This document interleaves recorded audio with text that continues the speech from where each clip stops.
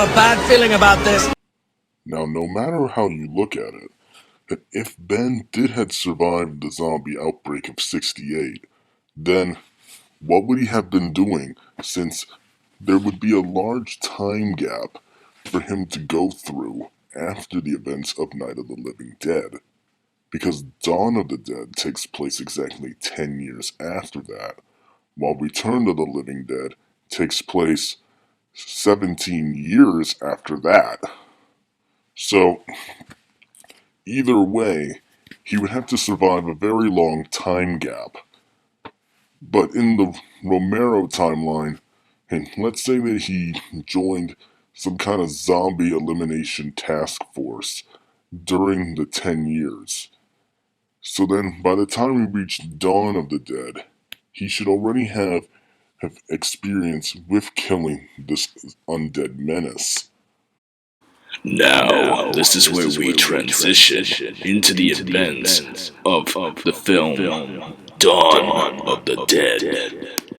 Now, let's say Ben appears on screen right about here as part of Peter's unit.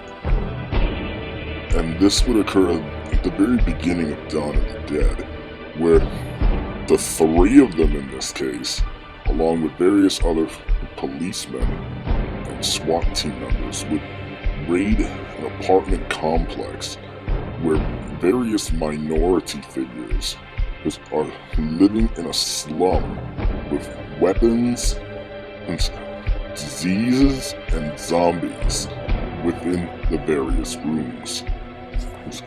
And of course, nothing really changes here. Just the character interactions would slightly differ. Now, Ben and Peter, along with Roger, would meet up with Steven and Francine like originally. And then they would go on the helicopter. Then the film plays out exactly the same until they get to the mall. When the five of them do arrive at the mall, they still plan out their strategy to get their supplies like they do originally, except this time, instead of Steven going down after Peter and Roger, it's Ben. Steven would just stay upstairs with Francine, and so that way Francine doesn't get jumped, and therefore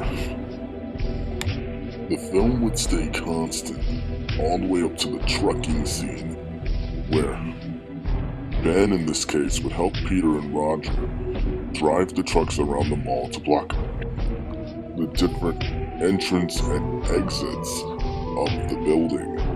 And in this case, Roger would not have died, since he wouldn't have been bitten if Ben was there. Now, Blades and his gang would still have been dealt with like they were in the original film. Ben just makes the struggle easier, while in this case Steven still dies and still becomes zombified like seen in the film. The only difference here is that Ben, Francine, Peter, and Roger all escape on the helicopter afterwards. Now, we transition into Day of the Dead. And the problem here is that this film takes place exactly 7 years after Dawn of the Dead. So you're probably wondering, what would Roger, Ben, Peter, Francine, along with her unborn child, would be doing for the next 7 years is beyond me, but from what we can guess is that they decided to fly to Florida for whatever reason to try and escape the zombie apocalypse, which apparently in this film it had succeeded from Dawn of the Dead. During the 7-year gap, we can only assume that the zombie apocalypse had finally reached Florida, and then Ben, Peter, and Roger would be drafted into the Battle of Fort Lauderdale, and they would end up losing, but they survive, and because of which they are drafted into Major Cooper's military and research unit. And because of Francine's knowledge of using a helicopter and in communications because of her job at a radio station. She would be drafted as well as part of the search and rescue missions. So while the main cast of this movie is at Fort Lauderdale searching for survivors, there's Ben, Peter, and Roger would then be serving Captain Rhodes once Major Cooper died, while Francine would just be in the lab doing whatever. So once the main cast of heroes returns back to the base, we then skip to the whole zombie catching scene that we saw in the film. Except this time, Miguel would not be needed to catch the zombies, since Rhodes would have already had Peter, Ben, and Roger on the job, along with Steele and Ripples. Because Miguel wouldn't go, that means Sarah wouldn't go either, so there's no skirmish here. The film remains constant all the way towards the end, where we reach the second zombie trapping scene.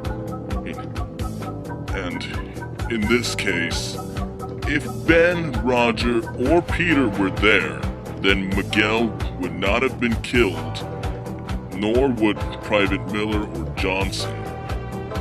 And so, then technically this whole crisis would be averted, and everyone would just be living fine and dandy for the next 4 months.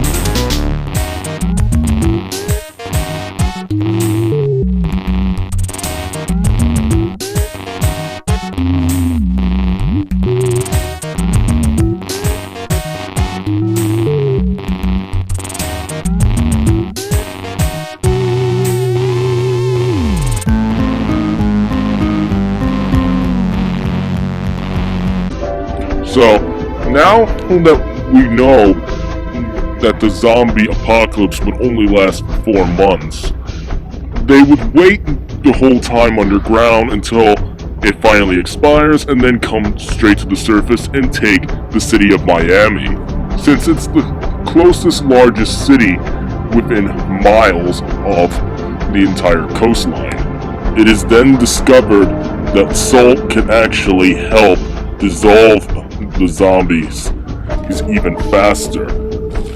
So, as an extra precaution, they would then travel along the east coast of Florida to Cape Canaveral, because that's where the location of the nearest salt mine is, specifically solar salt, and it's the only salt mine within the entire state.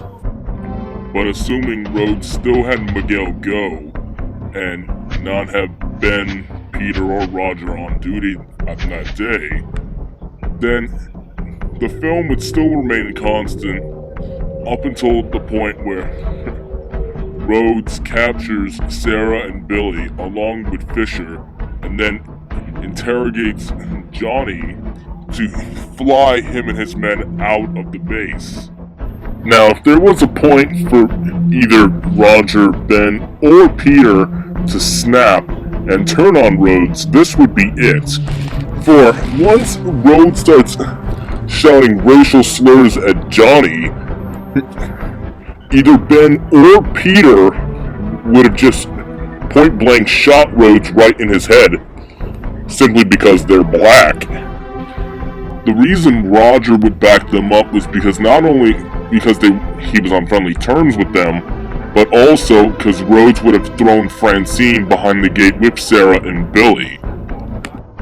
Either they would just kill Rhodes and his men right there during the fight, or they would basically wound all of them, then throw them to get fed to the zombies. And then, we're not sure what the hell Bub would be doing, and then all the heroes that survived would just escape.